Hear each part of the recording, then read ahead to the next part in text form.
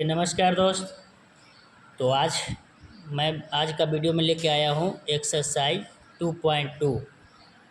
तो कह रहा है क्या इसमें कि क्वेश्चन पढ़ते हैं। निम्नलिखित द्विघात बहुपदों के शून्य को ज्ञात कीजिए। सबसे पहले तो दिया है प्रश्न x square minus 2x minus 8।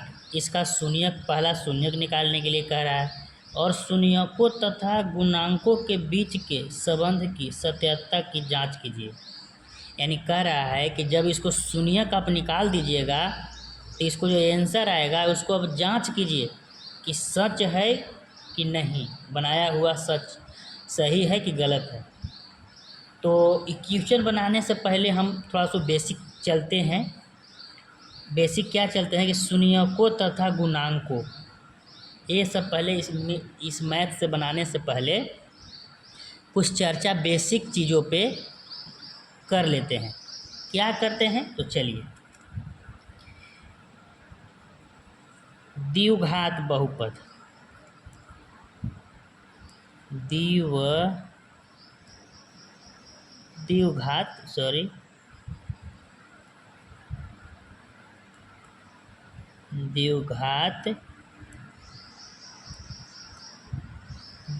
बहुपद या इसको द्विघात बहुपद कह सकते हैं या समीकरण।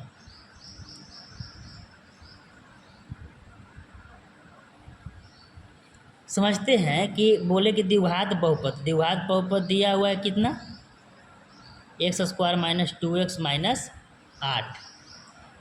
द्विघात बहुपद या समीकरण। तो द्विघात बहुपद जो हुआ, जो द्विघात बहुपद कह सकते हैं, ये उतार देते हैं यहाँ। जैसे द्विघात बहुपद x square minus 2x minus 8, ये हुआ द्विघात बहुपद। या समीकरण कहे तो समीकरण कुछ नहीं, समीकरण कब हो जाता है और द्विघात बहुपद क्या होता है। तो x square minus 2x minus 8 बराबर 0। अगर बहुपद के आगे अगर बराबर करके 0 लगा देते हैं तो उस समीकरण में बदल जाता है। द्विघात, यहाँ द्विघात बहुपद हुआ और एक या समीकरण। तो द्विघात बहुपद के आगे एक 0 लगा देंगे बराबर करके, वो समीकरण हो गया। तो ये बहुपद हुआ, ये क्या हुआ, समीकरण। चलिए आगे चलिए। इसी में एक है व्यापक रूप। क्या, व्यापक, व्यापक समीकरण,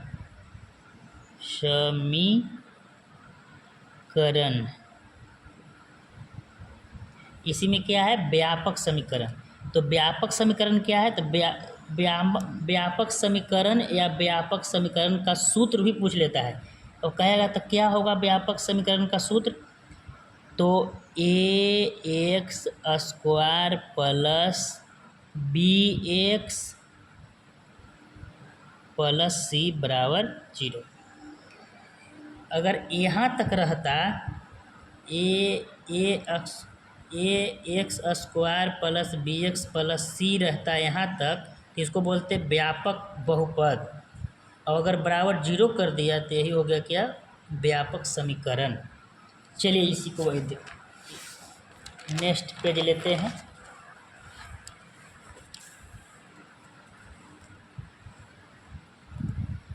चलिए व्यापक रूप फिर लिख देते हैं इस पे, ए एक्स स्क्वायर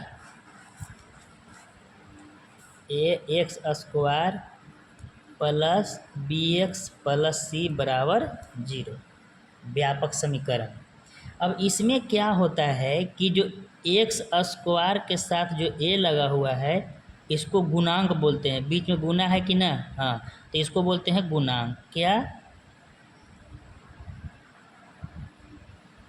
गुणांक। और बी के साथ जो एक्स लगा हुआ है इसको भी बोलते हैं गुणांक। अब ये जो सी बचा है ये बोलते हैं कांस्टेंट, यानी हिंदी में अचर पद। क्या, अचर पद। आप लोग को बताए थे चर और अचर। एक्स जो जितना एक्स है वो चर बोलते हैं। और गुणांक भी बताए थे कि एक्स के साथ जो लगा रहे ए बी सी, यानी एक्स स्क्वायर के साथ जो ये लगा हुआ है ये क्या है, गुणांक है। बोलेंगे कि एक्स स्क्वायर का गुणांक क्या है, तो ए है। एक्स के गुणांक क्या है, तो बी है। ई क्या है, सी। ई अकेले सी है तो इसको बोलते हैं अचर पद। A B C, X square X, I single C है तो इसको बोलते हैं अचर पद। ए बी सी डी ये सब बोलते थे ना। इसका जो मान कभी आएगा, सी है ये चर ऐसा लग रहा है, लेकिन जब भी इसका मान यहाँ पे आएगा तो क्या आएगा, अचर पद ही आएगा। जैसे आएगा 2x² प्लस 5x प्लस 6, तो 6 क्या आएगा, अचर पद आएगा। तो चलिए आगे यहाँ पर थोड़ा सा और लिख देते हैं। जब, कब ऐसे होगा, जब a बराबर नोट जीरो, अगर a बराबर यहाँ जीरो नहीं रहना चाहिए तब होगा ये। अब चलिए यहाँ पे, यहाँ से अब गुणांक पता चला तो यहाँ से एक दो चीज़ सूत्र होता है, दो सूत्र लिखते हैं। यहाँ से दो सूत्र प्राप्त होता है हम लोग को, क्या, तो शून्यकों का योगफल।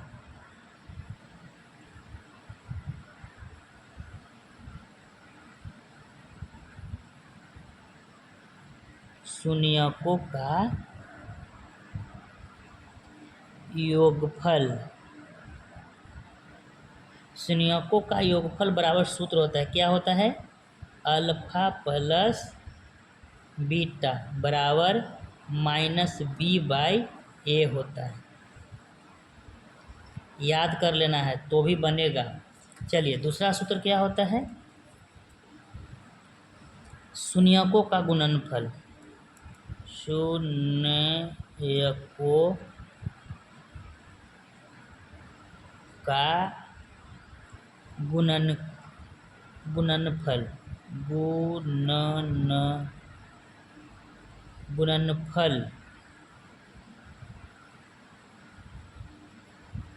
शून्यकों का योगफल और शून्यकों का गुणनफल बराबर, ये सूत्र क्या होता है, अल्फा प्लस बीटा बराबर सी बाई ए, क्या, सी बाई ए। ये दो सूत्र जो आप लोग को रट लेना है। वो पूछेगा कि शून्यकों का योगफल बराबर सूत्र क्या होता है, तो अल्फा प्लस बीटा बराबर माइनस बी बाई ए। और शून्यकों का गुणनफल बराबर सूत्र क्या होता है, तो अल्फा प्लस बीटा नहीं होगा, गुणनफल है ना, तो गुना होगा ना, यहाँ तो योगफल था, सॉरी गाइज। अल्फा गुने बीटा बराबर सूत्र क्या होता है, सी बाई ए।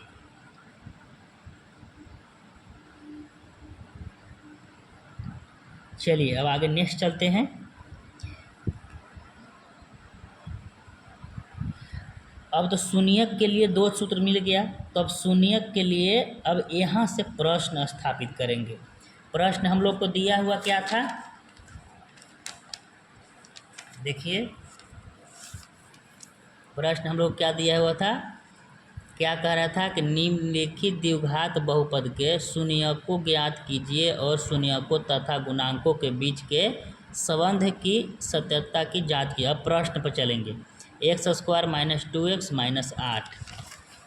प्रश्न क्या है, अब प्रश्न से चलेंगे, क्वेश्चन से चलेंगे। यहाँ तक कॉन्सेप्ट था बता दिया। प्रश्न क्या बोल रहा था, x² माइनस 2x माइनस 8। अब यहाँ जीरो कर देते हैं, तो यहाँ पे अब क्या करेंगे हम लोग,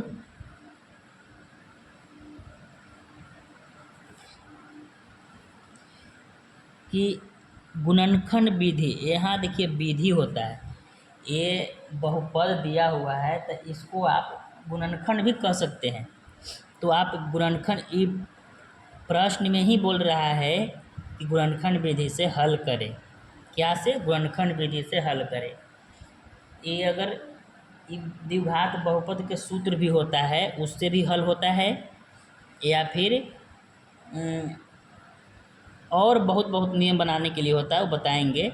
लेकिन अभी फ़िलहाल कह रहा है क्या प्रश्न में कि गुणनखंड विधि से हल करें। तो गुणनखंड विधि से हल करने का नियम यहाँ क्या होता है, थोड़ा सा ध्यान दीजिएगा। अगर गुणनखंड हम स्पेशल वीडियो बनाए हैं यूट्यूब पे, जाकर आप देख लीजिएगा कि गुणनखंड कैसे बेसिक जब मैथ बता रहे थे तो उसमें आप लोग को बताया गया था कि गुणनखंड कैसे हल करें।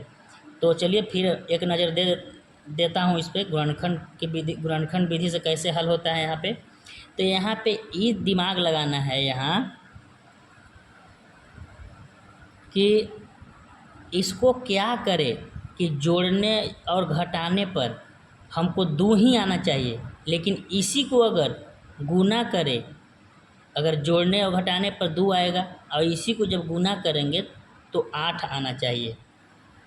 तो देखिए, अगर एक्स स्क्वायर है, अगर माइनस यहाँ 4x ले लेंगे और प्लस यहाँ 2x ले लेंगे तो बताइए -8 बराबर 0।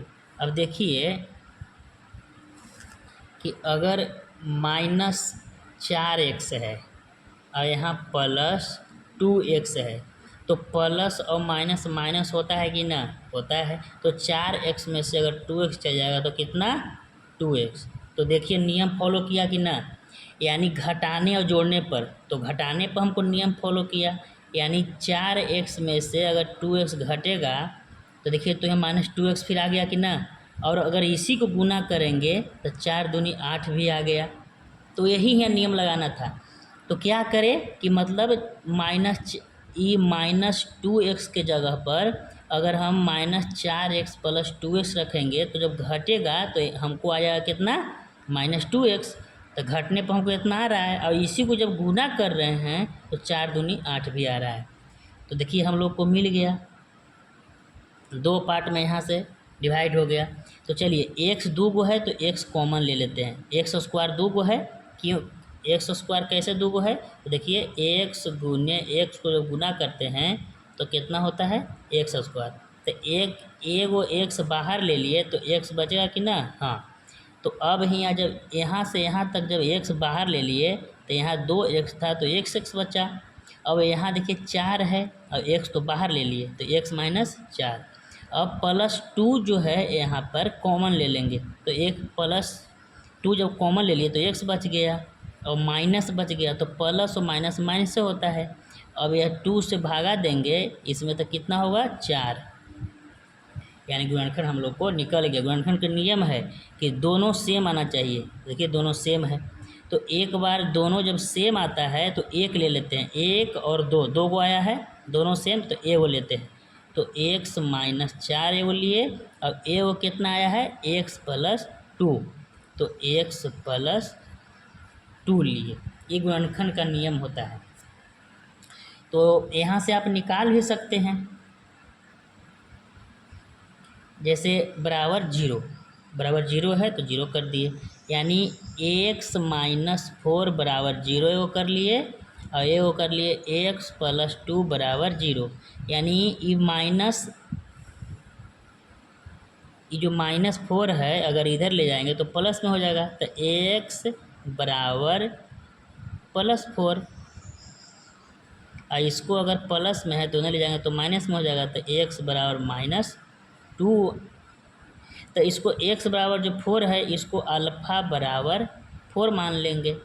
यहाँ x को अल्फ़ा और बीटा में यहाँ कन्वर्ट कर देंगे, क्योंकि शून्यकों का योगफल और गुणांक अल्फ़ा बीटा है कि ना। तो अल्फ़ा मान लेंगे इसको और इसको मान लेंगे बीटा बराबर -2। चलिए तो क्या कह रहा था,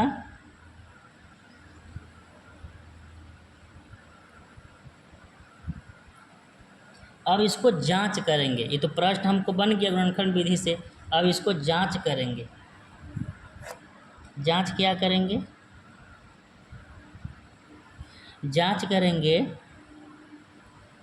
कि सही बना है या गलती बना है।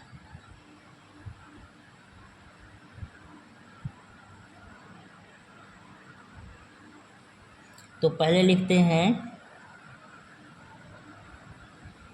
प्रश्न क्या था, x² - 2x और माइनस 8। अब इसको हम मान लेंगे, a मानेंगे, b मानेंगे और c मानेंगे, क्योंकि इसको व्यापक रूप हम बताए थे, पीछे में व्यापक रूप बताया था आपको। व्यापक रूप ये होता है, कहाँ देखिए व्यापक रूप बताए थे कि व्यापक रूप होता है ax² plus bx plus c। तो देखिए यहाँ ए जगह पर काम कर रहा है कि ना, तो यहाँ पे मानेंगे a बराबर कुछ न है तो 1 है, और b बराबर -2 मानेंगे,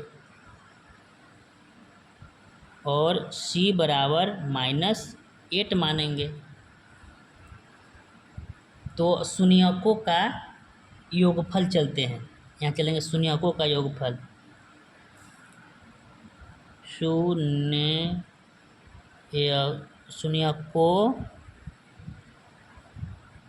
का योगफल, शून्यकों का योगफल बराबर सूत्र क्या होता है, अल्फा प्लस बीटा बराबर सूत्र क्या होता था, -b/a होता था ना। तो चलिए इसी को आगे ले लेते हैं यहाँ, यानी अल्फा प्लस बीटा बराबर -b/a। तो अल्फ़ा है कितना, देखिए अल्फ़ा 4 है, तो यहाँ कितना देंगे 4 प्लस, अब बीटा कितना है तो -2 है, बराबर फिर -b/a। तो b कितना है, देखिए b माने है कितना -2 है, देखिए -2 है, तो यहाँ -2 है b, तो b तो पहले से माइनस है और -2, और यहाँ a कितना है तो ये है 1। इसको अब कैलकुलेशन करो तो 4 के चारों प्लस माइनस -2 बराबर ये माइनस माइनस प्लस कितना 2/1। अभी 4 में से 2 जाएगा तो कितना 2, आई 2 में 1 से भागा देंगे तो बराबर 2। देखो 2 बराबर 2 आ गया ना, यानी शून्यकों का योगफल जब जांच किए तो हमको 2 बराबर 2 आ गया। अब शून्यकों का योगफल था, शून्यकों का गुणनफल अब जांच करेंगे। दूसरा में शून्यकों का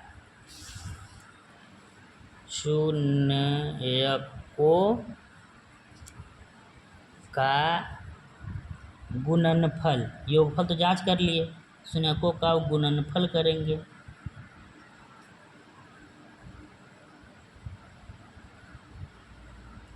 गुणनफल, शून्यकों का गुणनफल का सूत्र क्या बताए थे, अल्फा गुने बीटा बराबर बताए थे c/a। तो चलिए अल्फा है कितना, अल्फा कितना था, देखिए हम लोग अल्फा माने हैं 4 और बीटा माने हैं -2। तो अल्फा 4 था, तो अल्फ़ा की जगह पर कितना कर देंगे 4 गुने, अब बीटा की जगह पर -2 था तो -2 गुना कर दिए। अब बराबर कितना करेंगे c/a, तो c हमको कितना था, यहाँ पर ध्यान दीजिए, c था -8 और a कितना है 1, तो c कितना है, इसको थोड़ा सा आगे और ले लेते हैं, इसके जगह पे तो हो गया सूत्र हो गया ये, तो 4 गुने -2 बराबर c/a, तो c कितना है -8 और ये कितना है 1। अब देखिए 4 में -2 से जब गुना करेंगे, 4 गुने -2 तो -8 हो जाएगा, और बराबर -8/1। देखिए -8 में 1 से भागा देंगे तो 8 होगा, तो -8 बराबर -8, यानी दोनों तरफ क्या हो गया, प्रूफ हो गया। फिर एक बार ध्यान दे देता हूँ, पूरे प्रश्न पे दे देता हूँ कि समझ में आ जाए। फिर अगर ये समझ में आ जाएगा तो सभी मैथ समझ में आ जाएगा।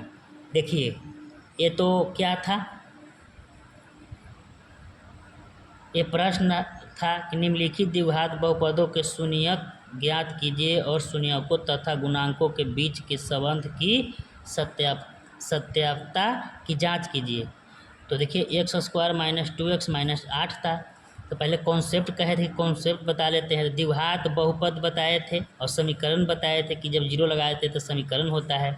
अब व्यापक रूप बताए थे कि व्यापक रूप एक सूत्र पूछेगा भी कि द्विघात समीकरण का व्यापक सूत्र क्या होता है, तो ये बोलना है क्या, A X square plus B X plus C. यहाँ से ही ए बराबर ए बी और सी यहाँ से ही चूज किए थे। चलिए दूसरा पेज में चलते। दूसरा पेज में यहाँ से क्या बताए थे कि देखिए यहाँ A X square plus B X plus C. तो जो हम यहाँ जो आप लोग के यहाँ पे जो ए बराबर बी बराबर जो सी माने हैं, कहाँ से माने हैं, यहाँ से ही माने हैं, ए बी सी। तो गुणांक है, एक्स स्क्वायर के साथ ए गुणांक है और बी एक्स के साथ बी गुणांक है, ये अचर पद है। फिर देखो यहाँ पे दो सूत्र यहाँ प्राप्त हुआ, शून्यकों का योगफल और शून्यकों का गुणनफल। तो सूत्र लिखे थे अल्फा प्लस बीटा बराबर माइनस बी बाई ए और शून्यकों का गुणनफल बराबर अल्फा गुने बीटा बराबर सी बाई ए। अब यहाँ प्रश्न हल किए तो यहाँ गुणनखंड विधि से इसको हल किए तो अल्फा बराबर 4 मिला और बीटा बराबर -2 मिला। अब इसको अब जाँच किए तो x square minus 2x minus 8 प्रश्न था। अब जाँच किए तो इसी को हम ए बी सी मान लिए, क्योंकि ए काम कर रहा था, ये व्यापक सूत्र से A X square plus B X plus C होता है कि ना। तो एक्स स्क्वायर के बाद कुछ न है तो ए है, तो ए मान लिए, इसको बी मान लिए, इसको सी मान लिए। ए बी सी होता ही सूत्र में है, व्यापक सूत्र में देखिए ए बी सी होता है, ए बी सी, इसीलिए मान लिए। तो ए बराबर कितना माने, एक्स स्क्वायर के साथ कुछ न है तो 1 है, और बी बराबर कितना माने तो एक्स के साथ कितना है -2, तो बी बराबर इतना और सी बराबर -8 माने। अब शून्यकों का योगफल पर सूत्र पर बैठा के अल्फा प्लस बीटा बराबर माइनस बी बाई ए होता है। तो इसी पे अब सॉल्यूशन किए, यानी अल्फा प्लस बीटा और माइनस बी बाई ए, यानी अल्फा का मान कितना 4 था और प्लस और बीटा का मान -2 था। तो कैलकुलेशन किए माइनस बी बाई ए, तो माइनस बी पहले से माइनस तो माइनस और बी की जगह पर -2, यानी बी का मान -2 था और +1। कैलकुलेशन किए तो 2 यहाँ भी और 2 यहाँ भी, ये भी बराबर हुआ। यानी शून्यकों का योगफल बराबर दोनों बराबर हुआ। और शून्यकों का गुणनफल एन बनाएं तो एल गुने बी होता है सी बाई ए। तो हम जानते हैं कि अल्फ़ा हमको 4 है और गुने बीटा कितना -2, और बराबर सूत्र क्या होता है सी बाई ए। तो सी कितना है माने थे हम लोग 8 और ये 1, यानी दोनों को कैलकुलेशन किए तो -8/8। यानी दूसरा प्रश्न अगर ये ध्यान से सीख गए तो दूसरा तीसरा इसमें 8 प्रश्न दिया हुआ है, 8 या 7 लगभग ऐसा है। तो एक प्रश्न बना लिए, समझ लिए, तो सब प्रश्न ऐसी हैं। तो चलिए बहुत बहुत धन्यवाद दोस्त। वैसे ही आप लोग जितने भी स्टूडेंट हैं पढ़ते रहें, मैं कोशिश करूँगा कि बहुत ईजी तरह मैथ बनाऊँ। चलिए बहुत बहुत धन्यवाद।